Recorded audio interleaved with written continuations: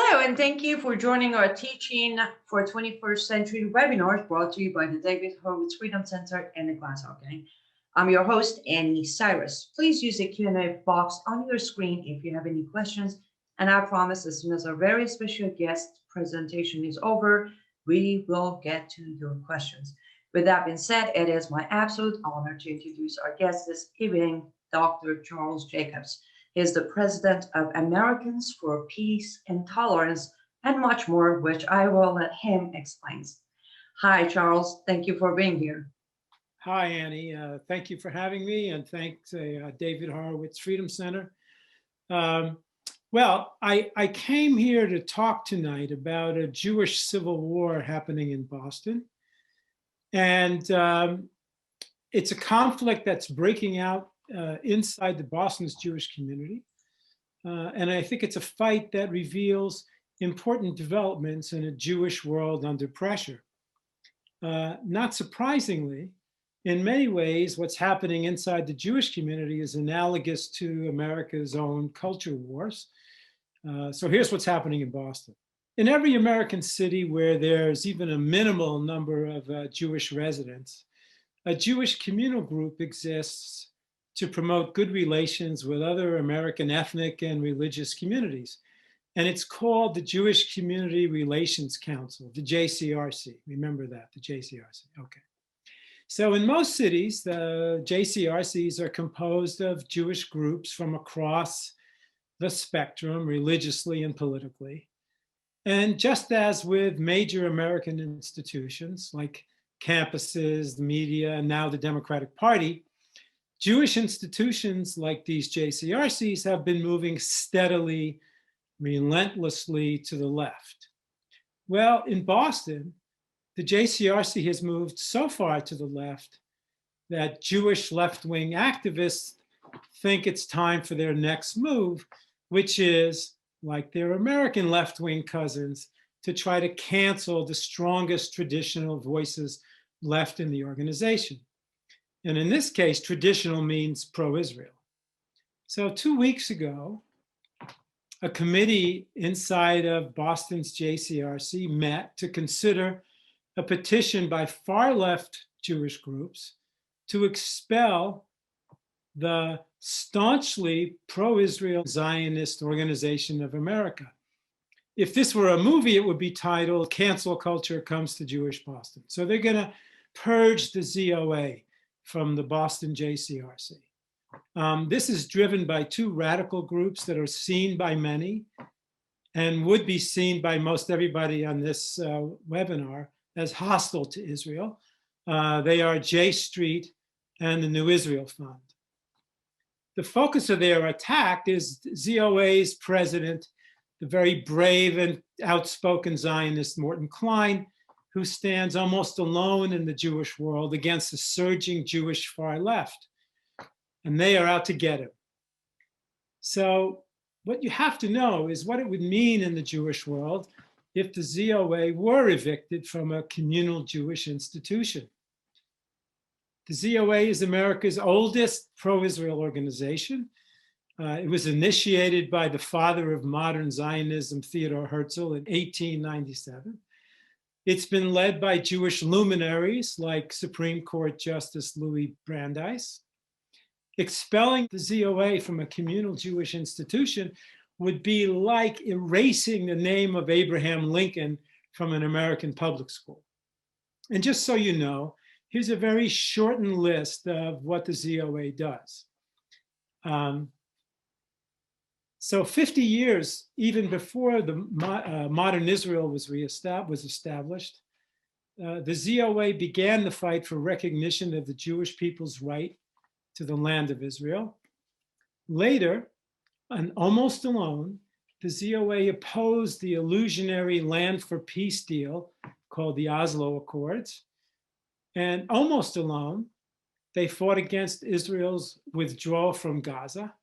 And you have to understand, to fight against these things at a time when many Jews had peace stars in their eyes was unpopular and required courage. And many people now looking back understand that these were delusions. These peace deals were delusions that brought more terror and death to Israeli Jews. The ZOA helped spark and played a very big role in moving the American embassy to Jerusalem, Israel's capital. Very important to those of us who worked on the campuses.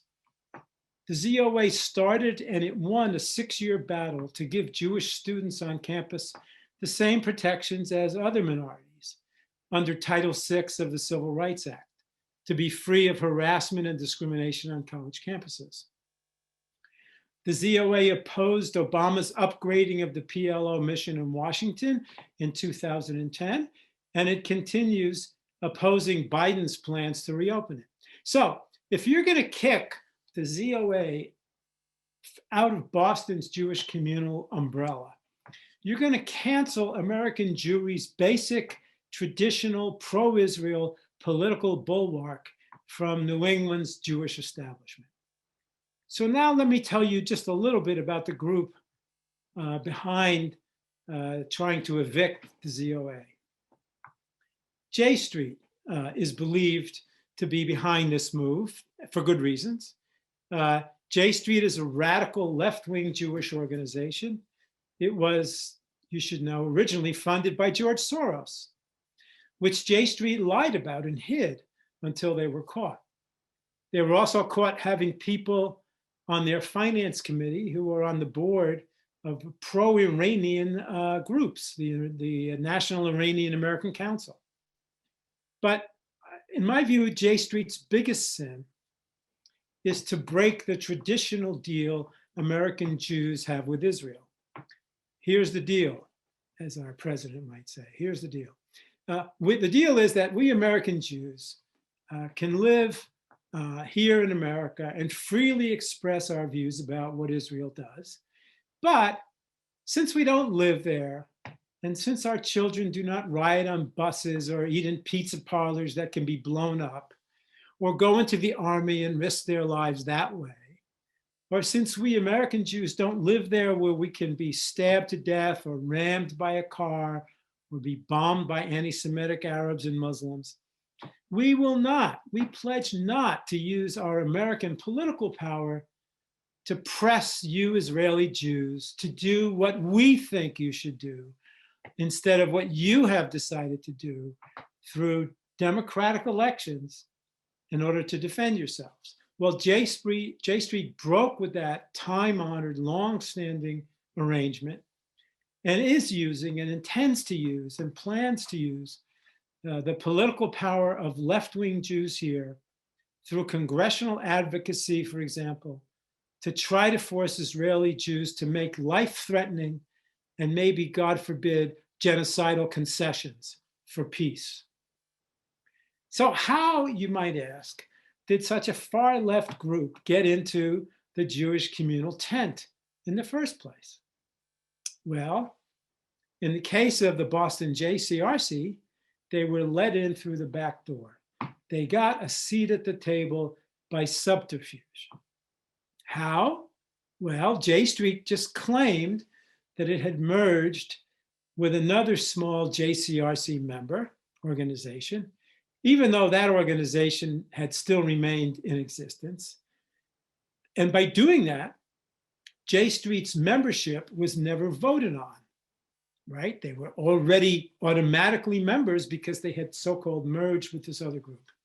And that was key because they might never have been voted in because they avoided by this subterfuge the application process and the scrutiny of a very long list of hostile to Israel activities which they had been involved in, which included, among other things, condemning Israel at the United Nations, giving major platforms to major anti-Israel BDS promoters, and much more.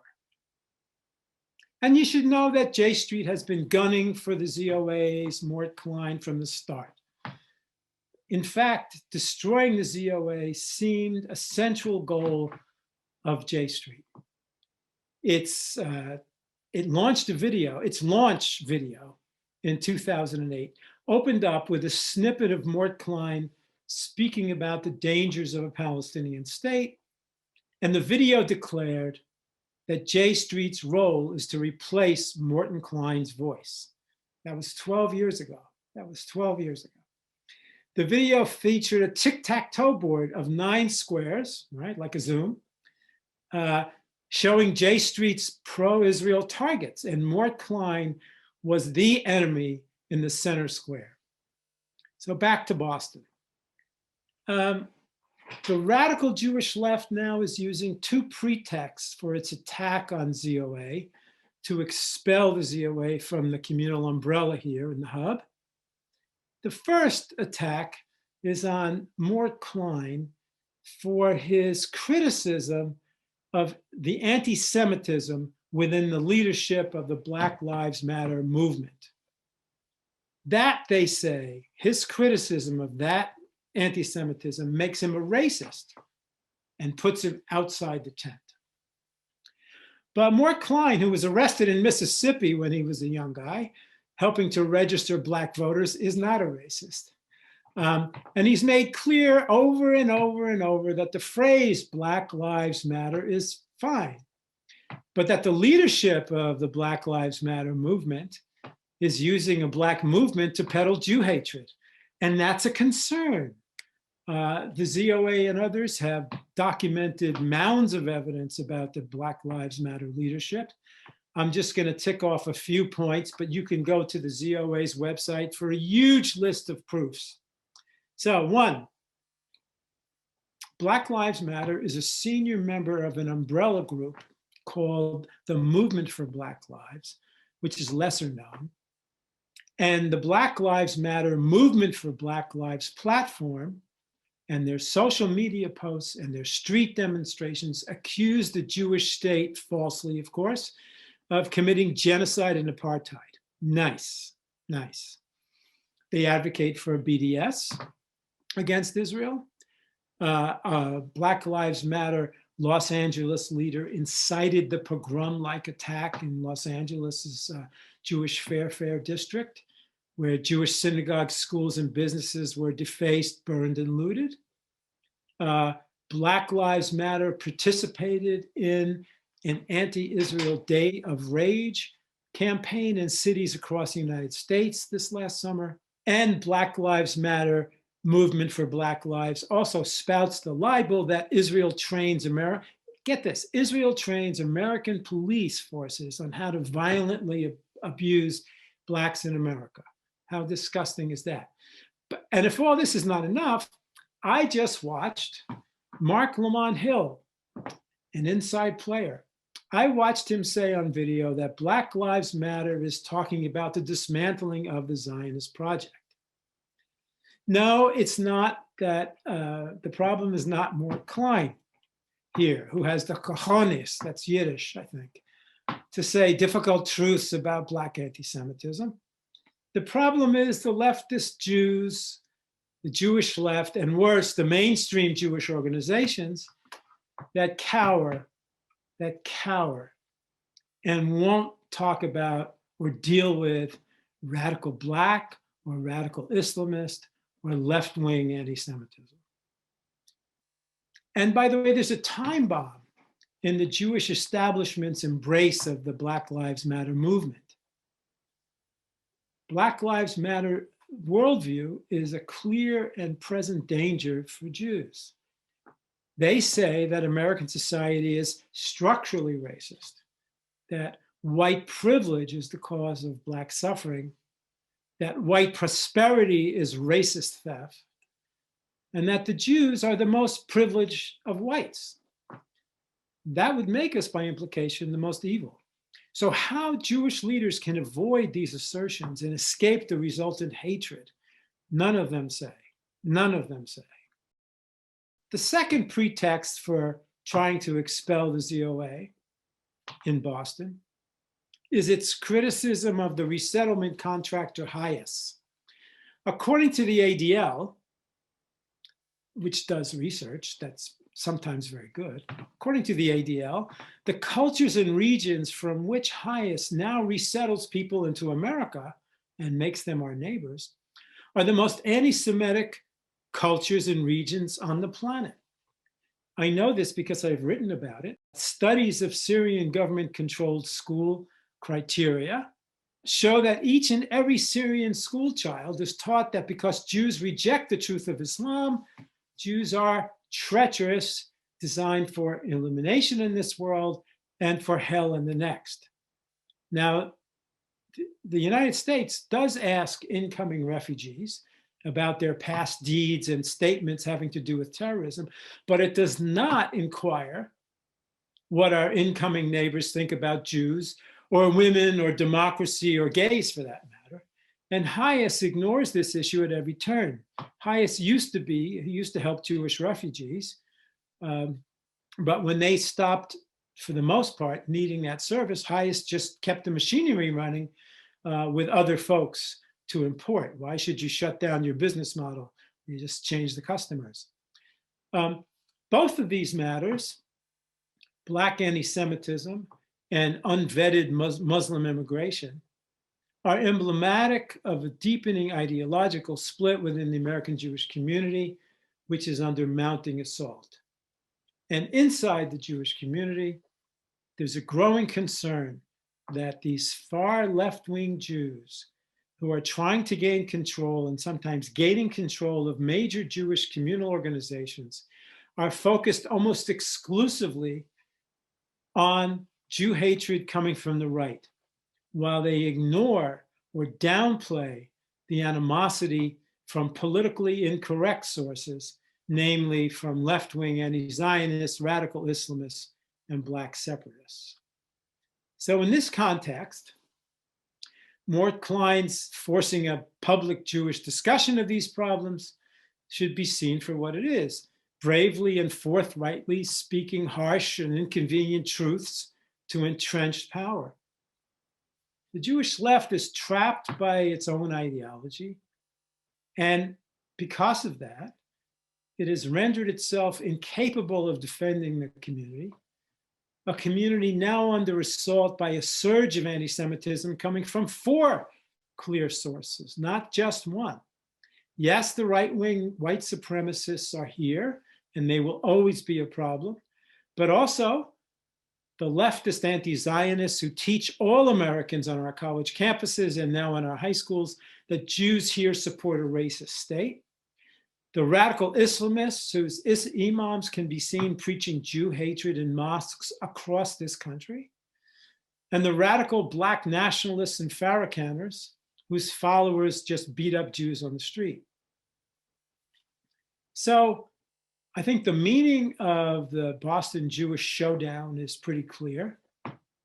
Here you have a Jewish left, which is seeking to take over mainstream organizations, a Jewish left that feels it must embrace the American left-wing causes, and that embraces the left's so-called victim populations, and which therefore refuses to deal with the raging anti-Semitism surging from politically incorrect sources. That's what you see here. Let me end with a few questions posed by this fight in Boston. What will the rest of the Jewish community, the part that loves Israel as she is, the part that cares to defend Jewry from any attacks, what will they do as their mainstream organizations become agents of the Democratic Party and the left? Will the Jewish far left seeking to obtain control of our communal organizations be able to cancel their ideological foes by redefining what constitutes kosher beliefs? And with such fundamental issues dividing the Jews, can the big tent, the Jewish big tent, still hold contending factions together? If the ZOA is expelled from Boston's JCRC, who will represent the many Jews here in the hub who share Morton Klein's concerns? If they are told that their worries about leftist, Islamist, and Black supremacist Jew hatred are, to use an unfortunate but telling phrase, deplorable, how will that benefit a community under siege? I believe that Morton Klein's ZOA, if it is expelled from Boston's JCRC, I believe thoughtful Jews might be convinced that an establishment that once represented the whole community no longer does. And then they will have a choice to make. Either become unaffiliated or break away and set up their own tent. Stay tuned. Thank you. Thank you, Charles, for giving us the information that absolutely is nowhere to be found. We do have a lot of questions, but I want to ask you one question before I get to our audience's question.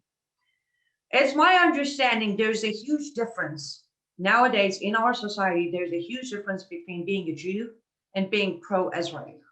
Am I correct on that statement? Well, almost every Jew has to be pro-Israel, is pro-Israel, because Israel is the homeland of the Jewish people. To be anti-Israel would mean that you'd be against the biggest project in the Jewish world, the project that saved the Jewish world after the Holocaust, that reconstituted Jewish political culture and a Jewish way of life. There are anti-Israel Jews, of course. And, you know, there always have been Jews who've been assimilationists or afraid to bear the burdens of Judaism and of the Jewish people. And they've, in the past, they have either converted to Christianity, or in the Muslim world to Islam, or then when the Enlightenment came, and you didn't have to be a member of any religious group, they converted to Marxism, to universalism. The globalism has been a lure to Jews for a long, long time. And globalist Jews, universalist Jews, love to look down on Jewish nationalists and to say to us, you know, I care about the whole world while you only care about your little people, and I'm so much more moral than you. But actually, it's a cowardly way to escape the burdens of being Jewish. But there have always, yes, there are Jews who are anti-Israel. I guess what I meant to say was exactly due to cancel culture of our society today, they have created this difference. You don't necessarily have to be pro-Israel, but you can be a Jew, and vice versa. Okay, first question I have here from Richard asking, are the activities of the new Israel Fund for or against Israel? Well, I mean, there are groups who will say they're for Israel. I mean, like JStreets says it's pro-Israel, pro-peace. But at the same time, while they smile and say this, they impose, they side with the people who blame Israel for the conflict in the Middle East. And in today's world, blaming Israel for the conflict, for the oppression of Palestinian Arabs, is the new anti-Semitism. So, you know, anybody can be critical of how Israeli policies, but to blame Israel for the conflict puts you on the other side. Understood. Martin is asking, why were you unable to convince the Newton School Committee that their curriculum was anti-Semitic, particularly since Newton has many Jews in the school? Well, that's because, I mean, that's a good story. I mean, by the way, this is happening around the country. Americans know that what's going on in their own high schools is horrific, that people are learning that young kids are learning America, after all, is not such a good place. It's a rotten place. It started off by stealing the land from the Indians. We had black slaves. Our way of life, capitalism, is a premeditated system of theft. That's what's going on about America in the high schools. And in the high schools, funded by Arabist and leftist curriculum groups, there are organizations that create anti-Israel curricula, and they make them pedagogically correct, so they look like they're regular curricula, but they're very, very awful. In the Newton schools, we ran into this problem, as Martin suggests. We found Saudi-funded materials in Boston, in the Newton Public Schools, that said that Jews in Israel were murdering Arab women in jail. We saw maps used that were fraudulent. We saw all kinds of things that it was like the curricularization sometimes of the New York Times and worse. We were unable to convince the Newton School Board, even though we had all the evidence. And by the way, Camera, a wonderful, preeminent scholarly group, did an entire booklet documenting all of the anti-Israel materials in the Newton Public Schools. We brought that to them. I brought that to the mayor. This was a political hit job, and it was an inside hit job because it was the JCRC itself that I've just described as being so leftist that told the mayor falsely, no, it's not so bad. The Jacobs Group and Camera are exaggerating things. Don't do anything. Don't worry. We have your back. That was the JCRC. And I can say that the head of the JCRC met in my kitchen in this house that I'm sitting in with a mother of one of the kids in the schools who had brought her child's workbook home and all of the assignments. And she walked this man who heads the JCRC through all of these materials. And he said to me, wow, you know, I'm going to have to change the JCRC position because we wrote in the Jewish newspaper in Boston, The Advocate, that there's nothing really wrong with this. It's fine. And now I see that we're going to have to change it. I'll get back to you. 2 weeks later, I called him up. He said, I can't do it. My board won't let us be so wrong about this. So that's the kind of Jewish institutions that we're dealing with here. We were unable to convince them because they didn't want to be convinced, and because they had coverage. They had their backs covered by our own institutions that were supposed to be defending us. So now, I mean, well, that's the story. What are these leftist Jews trying to accomplish? Do they want to wipe out Israel, or do they want to get rid of all the Jewish identity? Well, there's a gamut, right? I mean, I think that most of the people who would call themselves left-wing Jews think that Israel can be safer if she made concessions. And if she made concessions, they believe that, naively, I think, that since all people are the same and all cultures are the same and everybody wants the same thing, and that the Arabs really want peace and well-being for their children, that if Israel would only make these concessions, that would bring peace. And I think that's naive. Then there are people on the left who don't want there to be a Jewish state at all, or want there to be a binational state. But I think most Jews on the left are more of the naive type. So they're just misinformed, right? Well, it's not about facts. It's funny. There are a lot of people who think more and more facts can convince people. I don't think that's actually the case. My experience is not that that's the case. It's about values. It's not facts. The left-wing Jews know all the facts. They just it's what they think about humanity. That's the problem, I think. Understandable.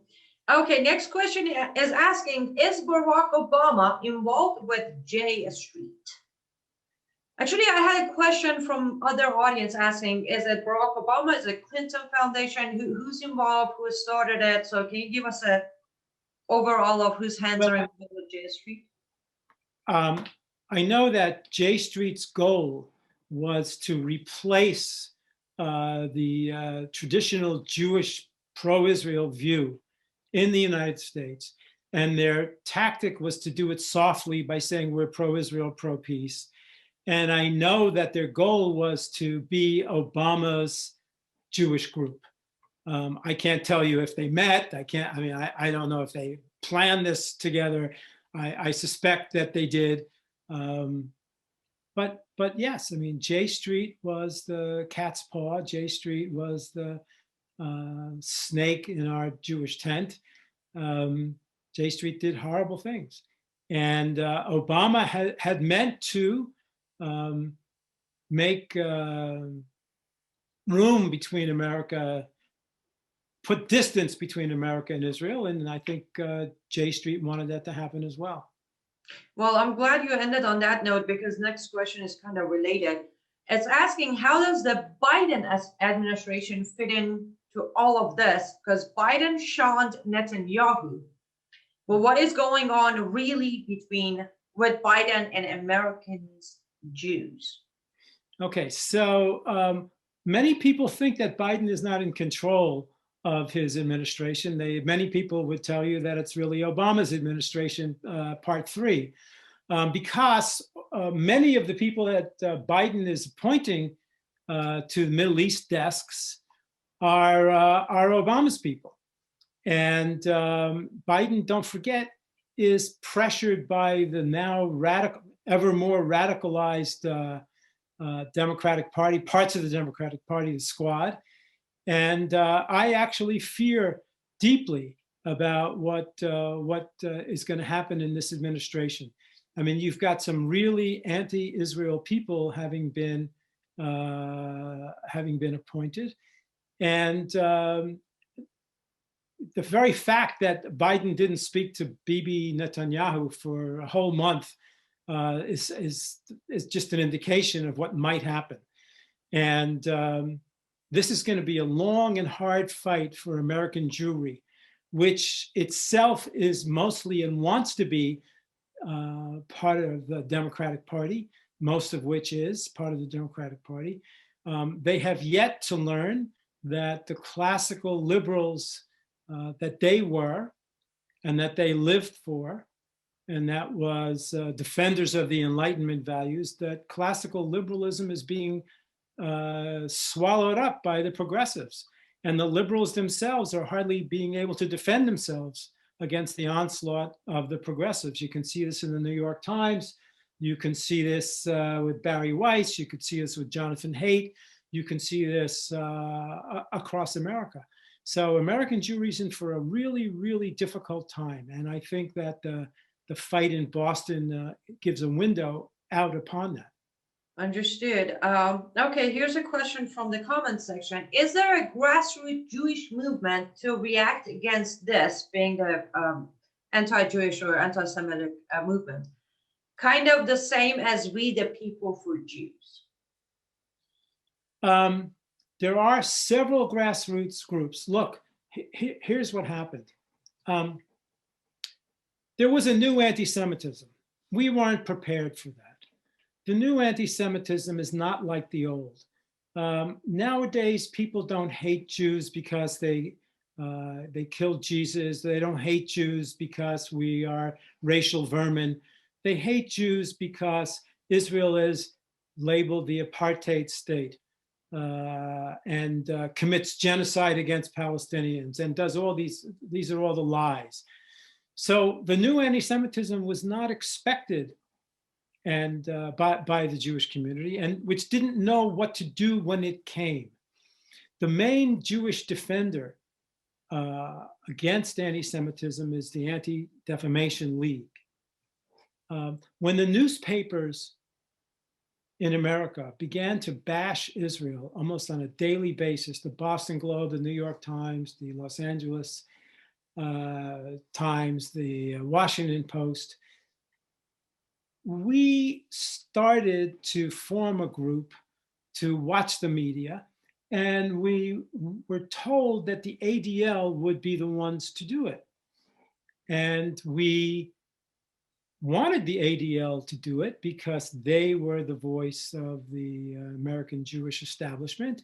And if Abe Foxman at the time of the ADL told Americans that the newspapers are lying about the Jews again, this time about Israel, that would have made a huge difference. That would have made a huge difference. But he declined to do it. And from the moment he declined to be the ADL for Israel, that was when a lot of grassroots groups emerged to try to stick their finger in the dike to try to make up for that lack. There was Camera, and there was the David Project. ZOA was always there. There was Stand With Us. There was Hasbara Fellows, and now there are more and more. But the problem is, yes, there are grassroots groups, but if the mainstream Jewish establishment is not going to do its job and defend the Jewish community against the new anti-Semitism, against radical Islamist anti-Semitism, against Black nationalist radical anti-Semitism, against left-wing anti-Zionism, anti-Semitism. The grassroots need to build and build and build and become in competition with the mainstream Jewish organizations. This one is an interesting question. I actually have this question.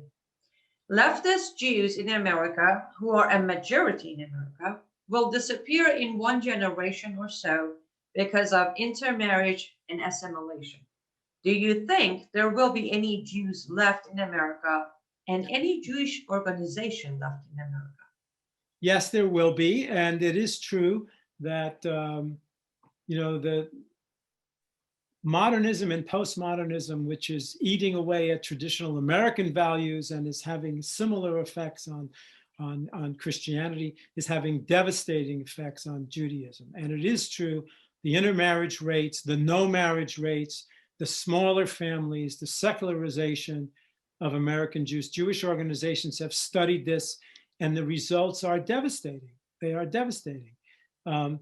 On the other hand, there is a demographic growth in the Orthodox community, which is and was and will always be pro-Israel.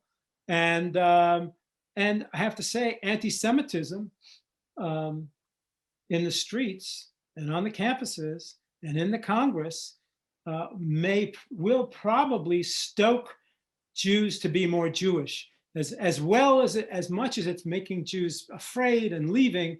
It will also increase the passion that Jews have for their own people and their religion. So the person who asked the question is right. Those forces are real, and they're devastating. Okay, here is another one. Can you explain the human rights complex and why there are no virgin birth nations? Okay, so as I think somebody who asked that question might know me. I went to Sudan to free Black slaves from Arab masters, and they were jihad slaves. And I found out that I was a young man, and I was very much in the civil rights movement. I went on Martin Luther King's march. I was a member of the NAACP, and all of a sudden I wake up and I find that there are still slaves in the world, Black slaves. You can buy and sell women and children for $15. In Sudan, in Mauritania, they're inherited like the furniture. So I started a movement with a Mauritanian Muslim, Mohammed Atieh, and he and I launched the American Anti-Slavery Movement. And what we thought was, all we had to do was to reawaken the anti-apartheid movement. All of those people, all of those white people and Black people who marched in the streets to stop apartheid, once they found out that there were slaves that could be bought and sold, I mean, these were people who were, Arab militias would raid African villages, Christian villages, shoot the men, capture the women and children, and take them for slaves. It was horrible. I finally met up with a Christian group, Christian Solidarity International. They had a way to redeem slaves. I went over to Sudan. We redeemed slaves. We brought it back. We showed pictures. We went to Congress. And the human rights community was practically quiet. And I couldn't, so my theory was wrong. We couldn't reawaken the anti-apartheid movement. And I had to think about why that is true. And why that is true, writing a book about that, is really telling. So the human rights community is really, in America, composed of decent white people who who want to say, I'm not a bad white.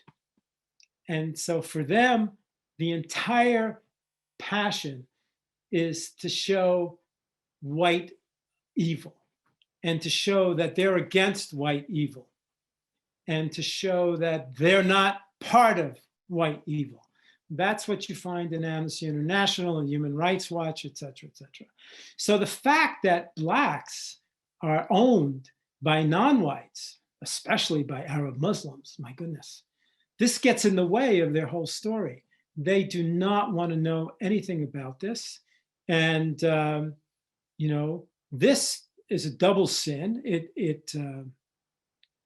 Its victims are all of those people who are victims of non-Western aggression, like women in the Middle East, right? Women under Muslim rule, gays, Black slaves, Jews, Yazidis, all of those people are left off to the side pretty much by a human rights community that is not about human rights at all, but is about, you know, white innocence, proclaiming of white innocence, expiation of white guilt. So that's the human rights complex. And so the Arabs have learned to play this against the Jews because they play themselves, the Palestinians, as darker skinned people against the white Jews, which is the biggest lie in the first place, because most of the Jews in Israel, the majority now, are from Arab lands and are as dark or darker than many, many, many of the Palestinians who can be whiter, whiter, whiter. So they've learned to play that white guilt against the Jews. That's the human rights complex. What was the other part? You had a second part of that. It is why there are no virgin birth nations. Oh, okay. So there are all these charges against Israel. We have an apartheid wall. Well, there's other places in the world where warring people in conflict are separated by walls or fences or barriers, but only we have the apartheid wall. People are worried about Arabs being murdered and killed in war. Well, if you've ever seen any of the data, the amount of Arabs and Palestinians who've been killed in conflict with Jews is like this. The amount of Arabs who've been killed by other Arabs is like this. But there's silence on the part of the human rights community who cries over Arab deaths. Israel is claimed to have been born out of theft, that it stole other people's land, and that's why there's a Jewish state. That is in fact not the case at all. It's untrue. At the same time, however, there is no nation state today that anybody can name, maybe somewhere in a Micronesian island somewhere, where the state is not the result of somebody taking over it from somebody who was there before. I mean, look at the history of England, look at the history of France, look at the history of America, look at the history of the Arab countries, look at the history of all of Africa. Every nation state is a system of, I think Florence and Veblen called it conquest proprietorship. I mean, the Israelis are the least of that. They were there, pre-Roman. They were there thousands of years ago, and they came back. So it's, when you only pick on the Jews and you have a double standard for them, that's the definition of anti-Semitism. If the only wall in the whole world that separates people in conflict, the only apartheid wall is the one between Israel and the Palestinians, then you don't care about walls, because there's a lot of walls. You care about Jews, Yes, that is understandable. There are no virgin births for nations. No nation just that we have today that I can think of. Maybe somebody can find an exception that just popped out of the earth and was a nation unto itself with the original population. Didn't happen. True.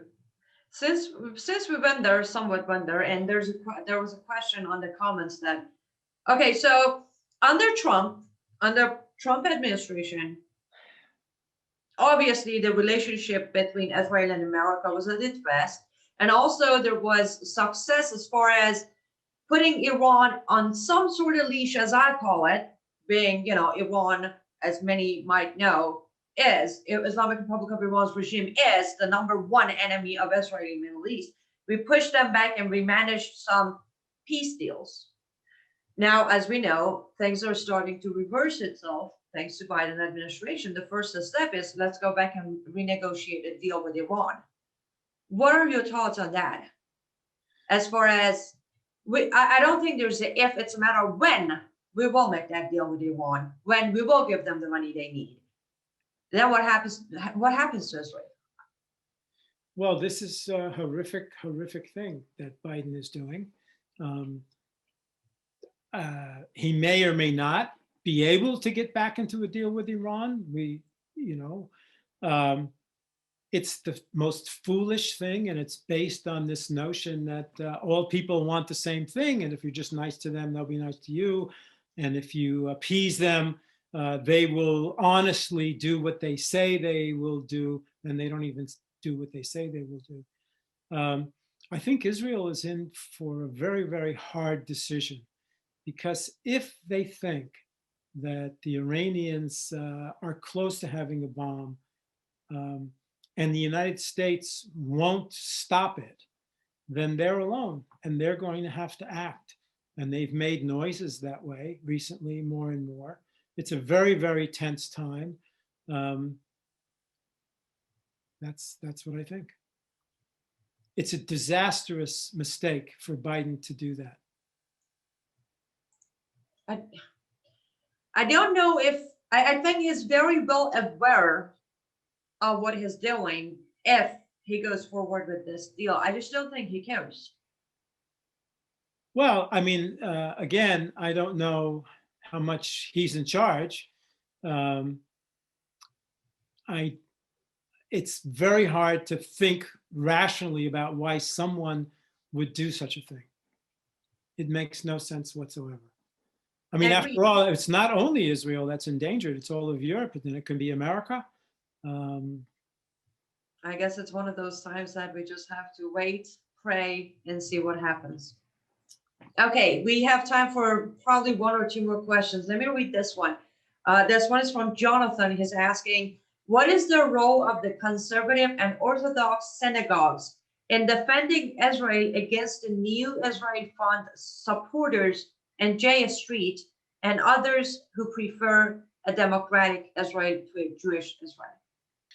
Well, I'm disappointed in the synagogues. There is a group that I'm forgetting, CVJ. There's one group of Orthodox rabbis, or 2 groups of Orthodox rabbis who are very, very good at this. But I'm disappointed in general in both the Orthodox and the conservative synagogues, because I don't find, and we ask all around the country, I don't find rabbis doing sermons on Israel and how to defend Israel and the new anti-Semitism and anti-Semitism from sources that are politically correct. I find them all too frequently ducking the issue, and they would have an extremely important role in educating the Jewish community about these things. And that's what their role should be. And I have to say, I'm sorry to say that I find that most of them don't give sermons and courses and lectures and talks about what's needed here. They have an urgent role to play, and I hope they do it. I hope so too. Okay, you have suggested, the comment is from Michael, and Michael says, Charles, you have suggested that the decline of the ADL began while Foxman was the director, even before the current director was appointed. Yeah. What happened?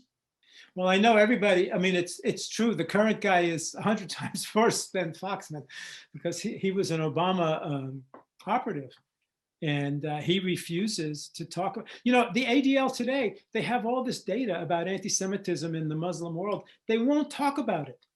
They went in front of Congress, and I remember we did a film on this. Mort Klein was in front of Congress, and he said, he was talking to Jerry Nadler. He said, look, this is a problem. Look at what the ADL data says.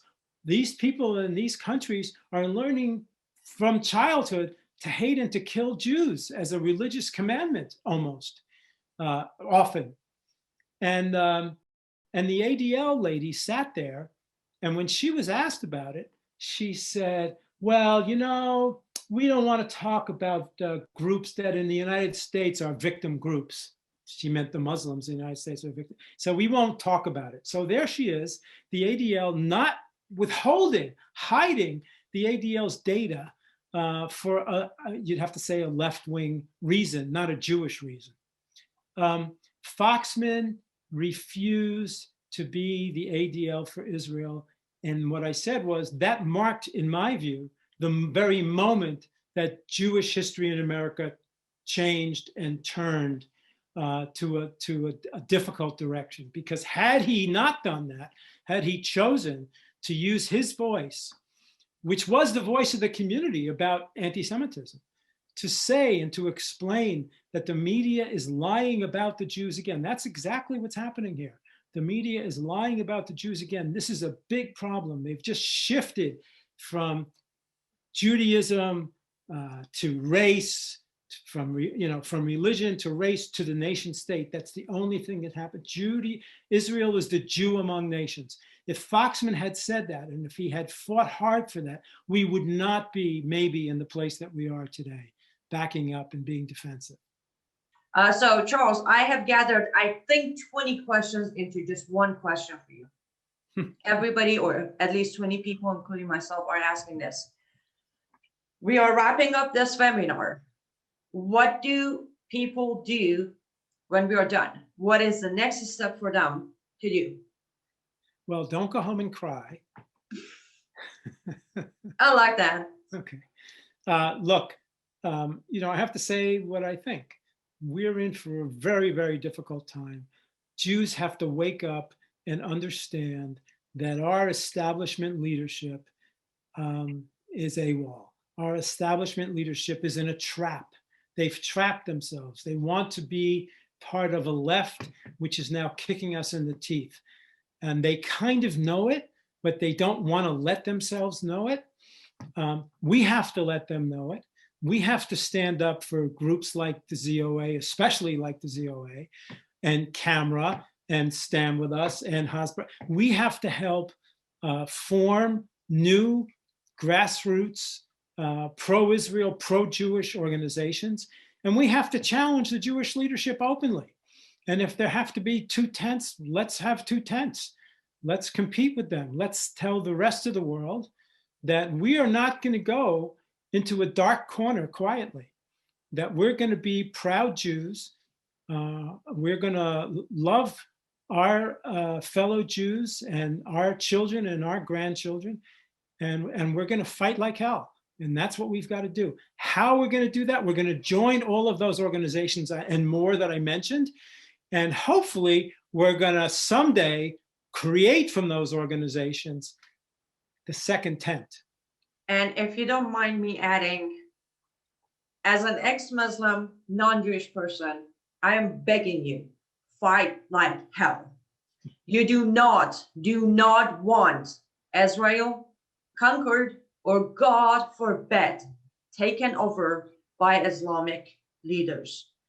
There is no coming back from that.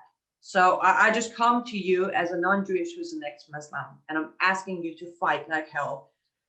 And Charles, since you're very humble and you didn't say so, I will ask all of our audience who are not signed up to your website, who are not part of your organization, tell them where to go, what to do, and how to get in touch with you and help you and support your movement.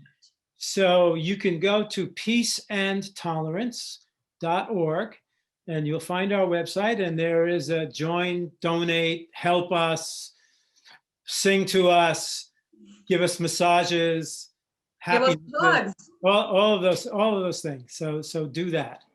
Please do that. Perfect. Thank you. Yes. Yeah. Yes. Thank you so much, Charles. It is always an honor, privilege to listen to you and learn from all of your wisdom and knowledge. So we appreciate your time. Thank you. Absolutely. And those of you who have stayed with us until now, we appreciate you as well. And remember, all of these webinars are brought to you by the David Horowitz Freedom Center and the Glazov Gang for free. So if you want to support these webinars, all you got to do is go to frontpagemag.com and consider making a 100% tax deductible donation. With that being said, stay safe and goodbye.